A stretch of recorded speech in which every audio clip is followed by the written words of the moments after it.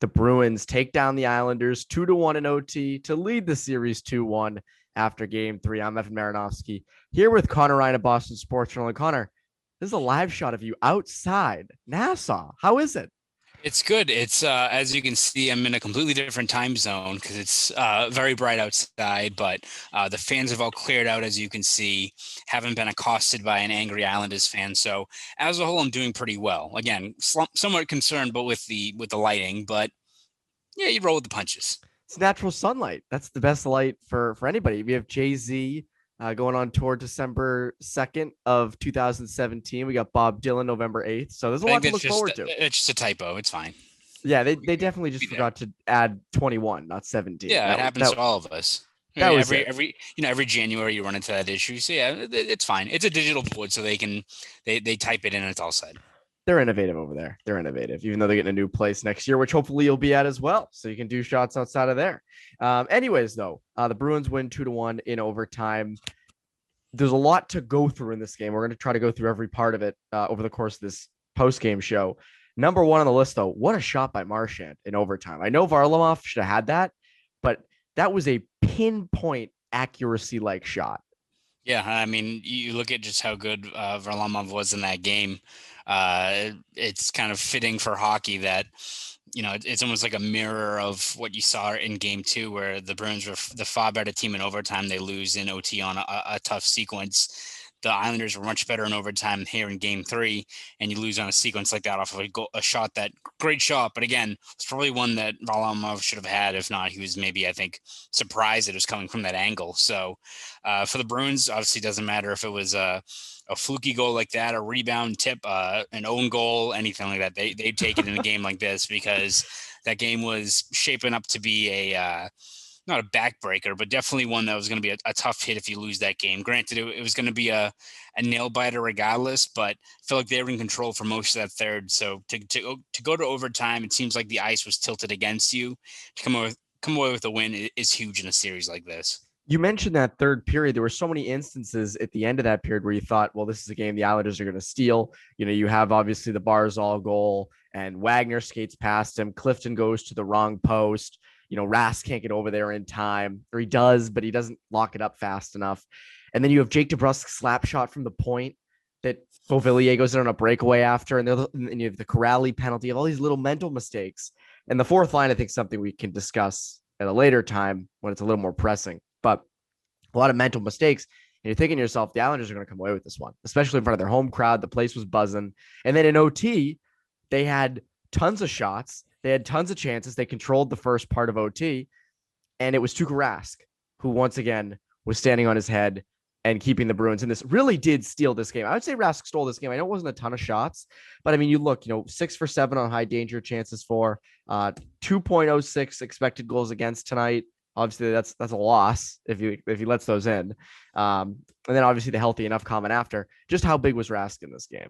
Yeah, he was huge. And I think, when we've talked about the nagging issues that he's had, that one, I think Cassie kind of tried to downplay a little bit, saying earlier today that at this point in the season, everyone's kind of banged up, right? Everyone's got their own issues. And then Rask more or less afterwards didn't really, I think, help completely dispel it by, saying that, as long as I'm out there, I'm good to go, which sometimes I think people maybe just wish Rask would just be like, yeah, I'm good. It's all good. Fine. I'm fine there.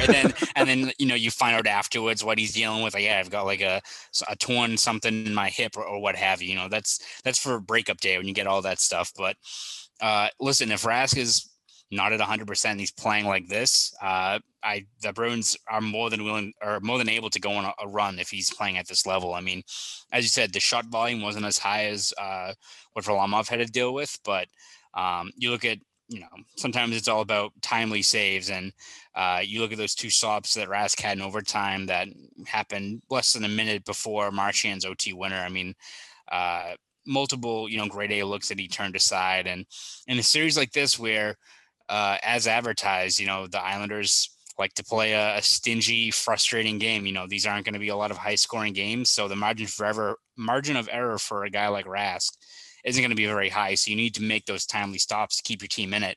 And I mean, he did his job tonight. I mean, he was fantastic.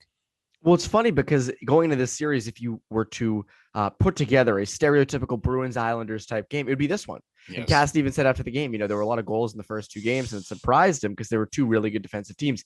This game three was really what you would expect a Bruins Islanders game to be: low scoring, defensive, lots of traps, very structured, lots of hits. There was that one shift, I think it was the second period, where Pastrnak got laid out, Peugeot got laid out.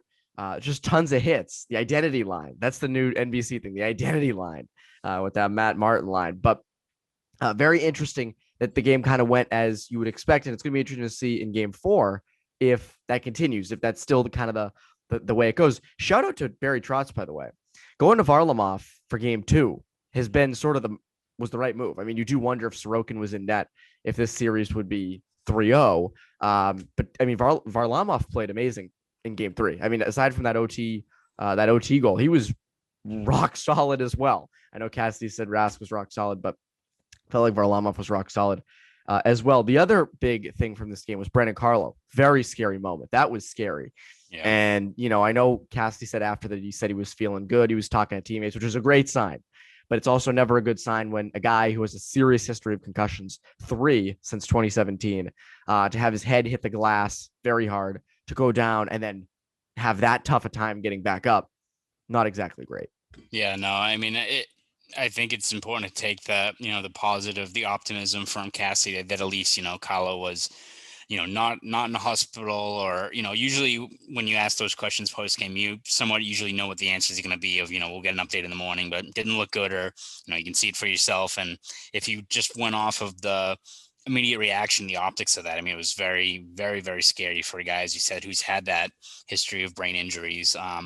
So I think for the Bruins, it's, a positive in that at least there's, the door is slightly ajar that, maybe he could come back. But I think it's kind of like with Kevin Miller, where it's like, is he going to come back, by the next couple of games? I think it's good to maybe temper expectations and be realistic with it about, how these brain injuries are and how, tricky the recovery timeline can be and how much it can vary for different players. So I'm sure the Bruins are hoping that he'll be able to, come back in Game 4, but you would imagine that probably is going to be more of a cautious route there. So, I mean, maybe he's back by Game 5, and that would be fantastic. But to expect, for him to leave a game in that manner and then just, in less than 2 days come back and be ready to roll, that would be quite the recovery if that was to happen. So I think it's important to be very rational with how he deals with this going forward.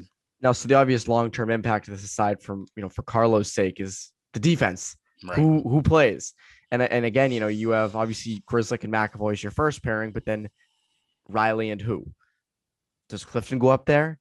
Do you split up Grzelcyk and McAvoy? Do you have it be Lozon and McAvoy and Grzelcyk and Clifton and Riley? Like that's you couldn't replace Lozon when he was playing bad. Now you have to replace Brent. You actually have to replace Brandon Carlo, and you have no other right shots. Steven Kampfer's shut down. Kampfer's done. You have Tenorti. You have Zboril's hurt. Maybe a Vacanite. I mean, you don't have much. You really don't. And I guess maybe you move Riley. You do Riley and Clifton, and then you can do Lozon and Tenorti when needed. I mean, I know they're away now, so it's tough. You can't do the matchups. So you're kind of throwing Tenorti out there willy-nilly. Same with Lozon. Are you going to put them together? I mean, I genuinely don't exactly know how you would make your D pairings without Carlo. I mean, and I think that's, Carlo is maybe the most underrated Bruin because he was consistently shutting down Barzal in Game 3, and he's a huge shutdown defender. I mean, he burst onto the scene with how good he was at that in the 2019 playoff run. And in this year, I think he's been great in these playoffs too. And so losing Carlo, we talked about it on Poke the Bear. If you were going up against the Lightning next, now who knows if Carlo's out for that long? We have no idea. This literally just happened. But let's say he is. That's a huge missing piece. Oh yeah, I mean, you look at the way that this decor set up, and it's more, I guess, you'd miss Carlo regardless of just what he brings to this team, obviously. But when you factor in what they have after him at this point. And if you had Steven Kampfer, again, not a great situation, but Steven Kampfer is a guy who usually goes in and does his job pretty well for the limited minutes.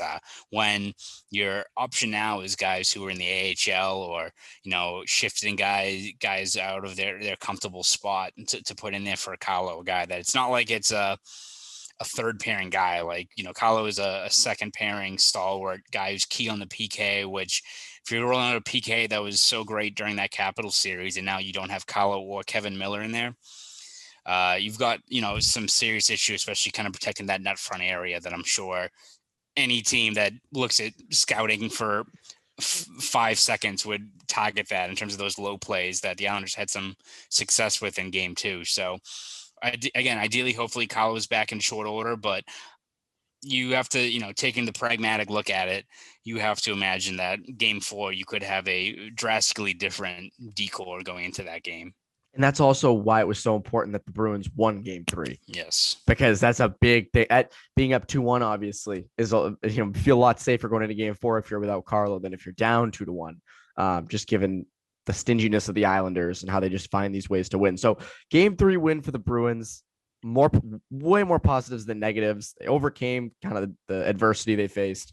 And hopefully Brandon Carlo is okay. That's Conor Ryan. I'm Evan Marinofsky. This has been Bruins Rinkside. Keep it here for all your coverage during the Bruins playoff run.